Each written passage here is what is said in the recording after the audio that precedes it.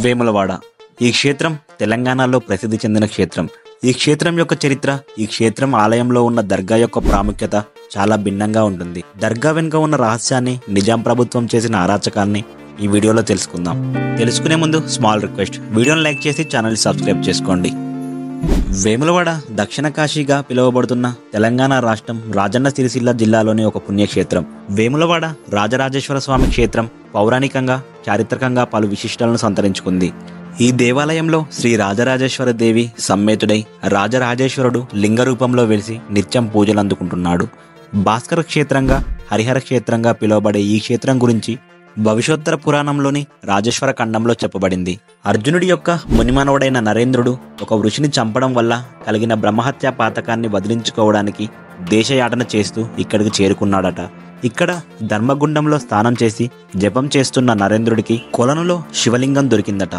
కొలను సమీపంలో శివలింగాన్ని ప్రతిష్ఠించి పూజించిన నరేంద్రుడికి శివుడు ప్రత్యక్షమై బ్రహ్మహత్యా పాతకం నుంచి విముక్తి కలిగించాడట.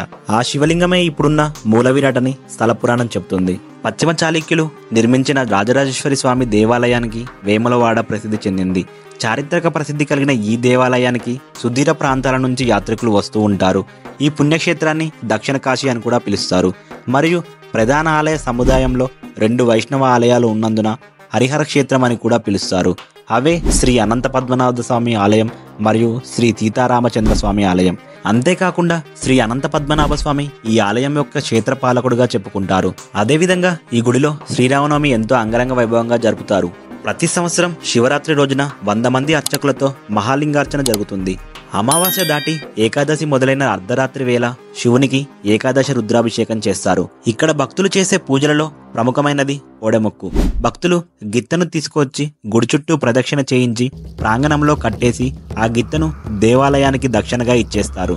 దీనివల్ల సంతాన ప్రాప్తి కలుగుతుందని నమ్ముతారు. పవిత్రమైన గండదీపాన్ని వెలిగించడం కూడా ఎంతో పుణ్యకరమని భక్తులు భావిస్తారు. శైవులు, వైష్ణులు, జైనులు, బౌద్ధులు అందరూ ఈ దేవాలయాన్ని దర్శిస్తారు. దేవాలయంపై ఉన్న శిల్పాలు కూడా జైన, బౌద్ధ సంస్కృతులను ప్రతిబింబిస్తూ ఉంటాయి. దేవాలయ ప్రాంగణంలో 100 ఏళ్ల నాటి మసీదు ఉంది.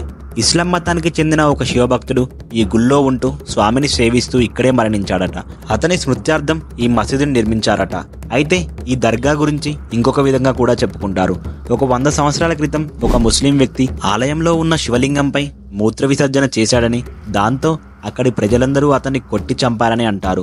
అయితే అప్పట్లో ఉన్న నిజాం ప్రభుత్వానికి చెందిన ముస్లిం పెద్దలు అతనికి అక్కడే సమాధి కట్టి పూజలు జరపాలని హుకుం జారీ చేశారని, అందువల్లే గుడి లోపల దర్గా నిర్మించారని భావిస్తున్నారు. ప్రస్తుతం దర్గాను తొలగించాలని చాలా మంది భావిస్తున్నారు. ఈ స్టేట్మెంట్ నిజమో కాదో తెలియదు. కానీ ఒక 100 సంవత్సరాల క్రితం, అంటే స్వతంత్రం రాకముందు హైదరాబాద్లో నిజాం పరిపాలించేది. బ్రిటిష్ వారు హైదరాబాద్ని నిజాం పరిపాలనకే వదిలేశారు. సో ఇలా జరగడానికి కూడా ఛాన్స్ లేకపోలేదు. ఇది ఫ్రెండ్స్, దీనిపై మీరేమనుకుంటున్నారో కామెంట్ సెక్షన్లో కామెంట్ చేయండి. వీడియోని లైక్ చేసి మన ఛానల్ని సబ్స్క్రైబ్ చేసుకోండి. ధన్యవాదాలు.